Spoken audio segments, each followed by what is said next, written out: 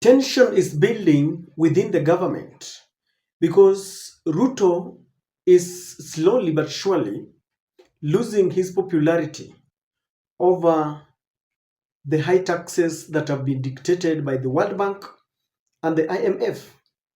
At some point, Ruto was fixed between a rock and hard place because when he was campaigning, he had promised Kenyans, especially those who he called the hustler nation, that he would build an economy, a bottom-up economy that would be looking at their affairs. He called them those who are at the bottom of the economic pyramid.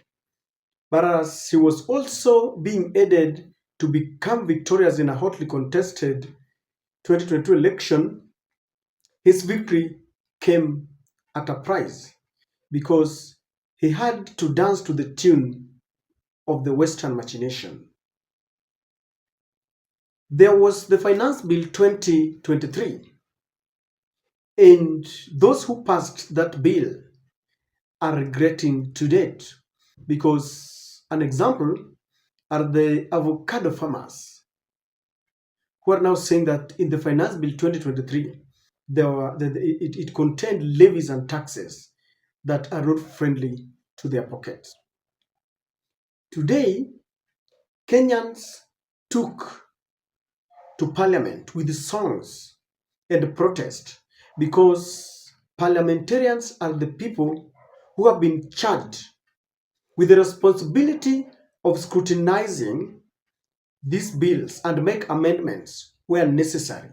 And they are supposed to listen to their people, to listen to those who elected them to power. Unfortunately, they are busy listening to the executive and pleasing William Ruto instead of the electorates that took them to power. Infotrak has released a report that is really going to shock William Ruto. But do I say shocking? Because William Ruto understands that the punitive taxes that is levying on Kenyans are not popular and is only but forcing them to please his masters. Now, this is the report that was released by Infotrak. Majority of Kenyans opposed to Finance Bill 2024 because after Finance Bill 2023, we now have Finance Bill 2024 that is seeking to add 16% levy on bread and oil, and a motor vehicle tax is also contained in it. It is said that according to the opinion poll conducted by Infotrak between May 25th and May 29th of this year, 77% of Kenyans said the Finance Bill 2024 will not have a positive impact on the economy. And this is the summary of the Infotrak. It is said that 8 out of 10 people oppose the looming taxes that William Ruto wants to impose on them. It is also said that 63% of Kenyans believe that Kenya is headed to the wrong direction, economically speaking, and they are citing rising cost of living and high taxes, according to that poll. It is also being said, a report from Infotrak, that 77% of Kenyans believe that the Finance Bill 2024 will impact negatively on our economy.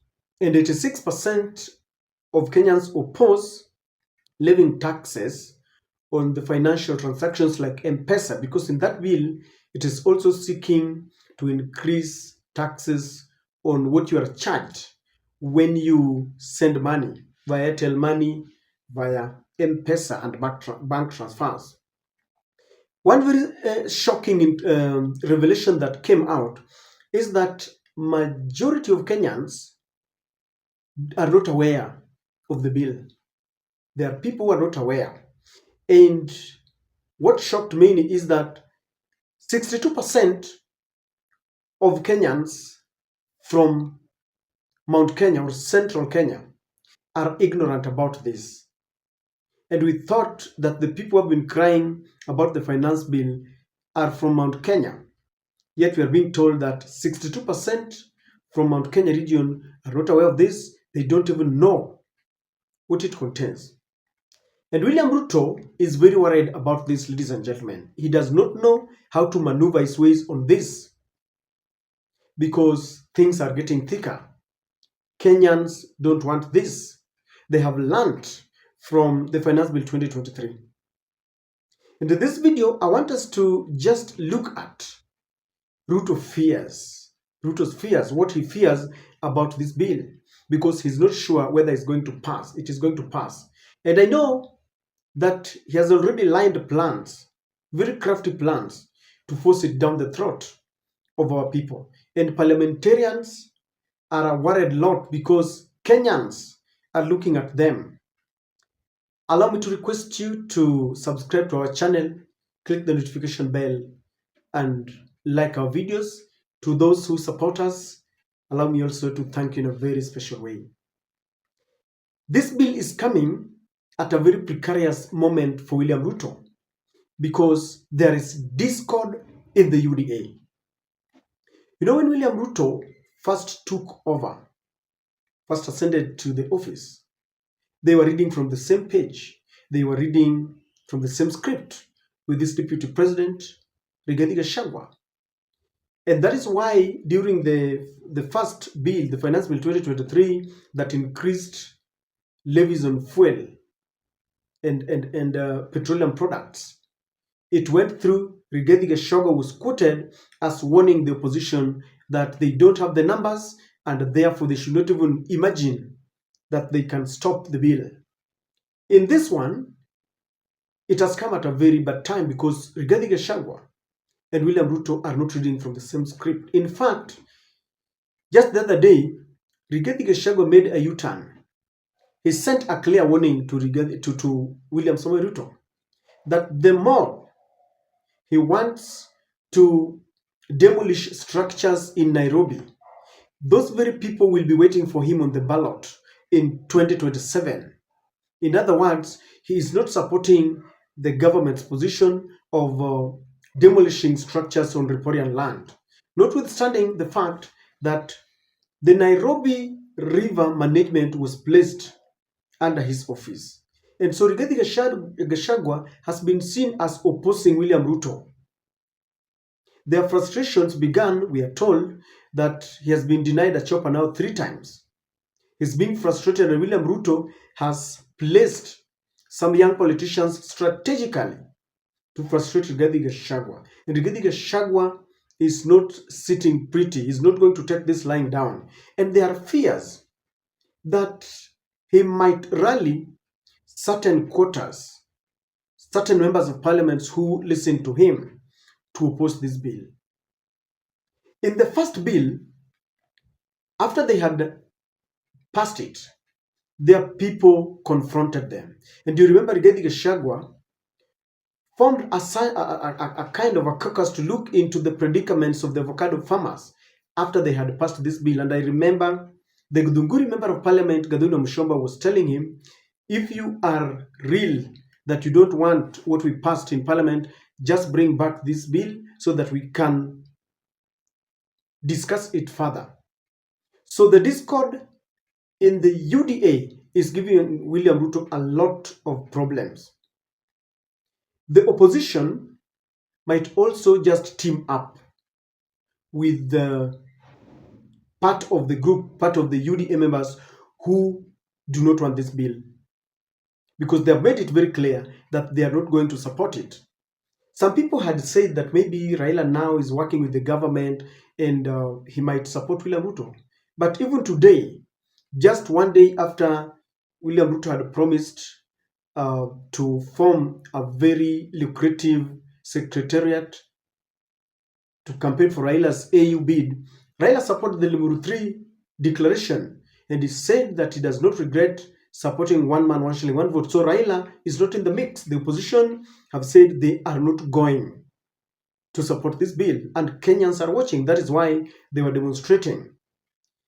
The other group that William Ruto is worried about are the people who, you remember the rebel group that he took people like Jalango and David Ochieng. I remember David Ochieng was saying that he does not support this bill. He thought that after passing the Finance Bill 2023, this year we would not have another bill. We were supposed to look into how to implement the Finance Bill 2023. And so these rebel groups might just ditch William Samoei Ruto. It is coming at a time when Kenyans are very vigilant. And Kenyans know very well that parliamentarians are the people who hold the key to the finance bill. And they are up in arms with parliamentarians.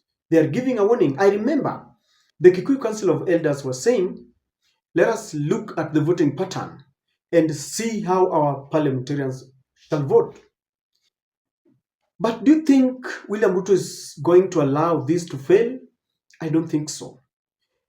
If you look at what happened in the last bill, and if you want to pick and borrow a leaf from what William Ruto did, there is a general feeling that intimidation will be used.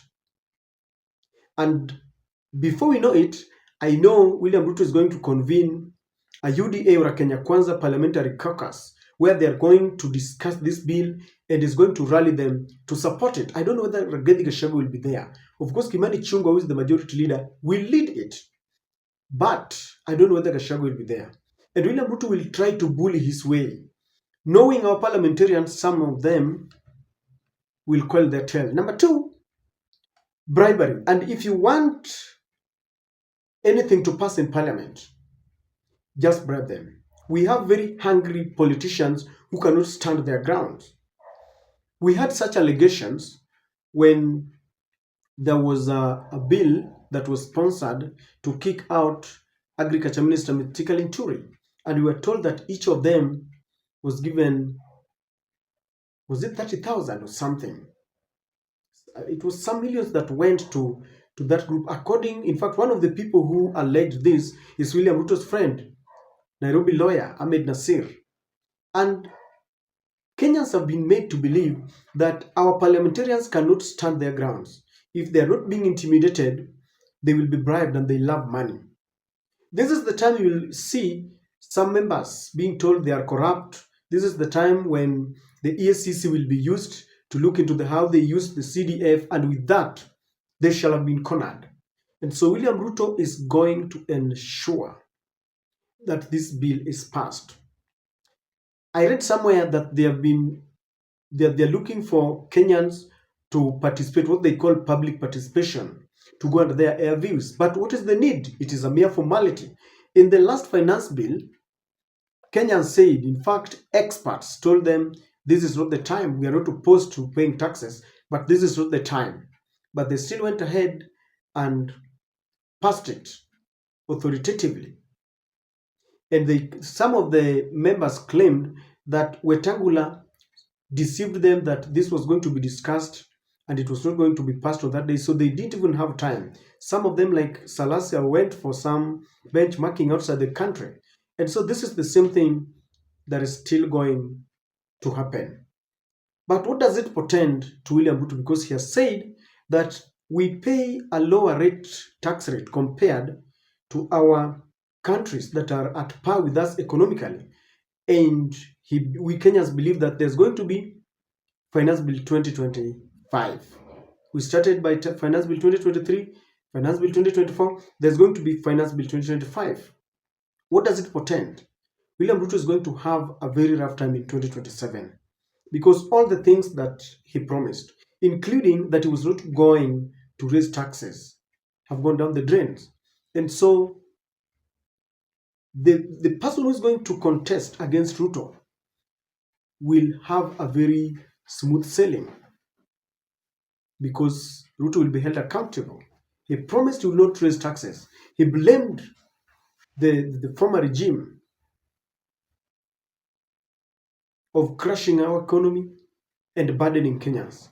Now, he's even worse than the previous regime. I don't know what you think about these taxes and what it portends to William Ruto's second bid to become the president of Kenya.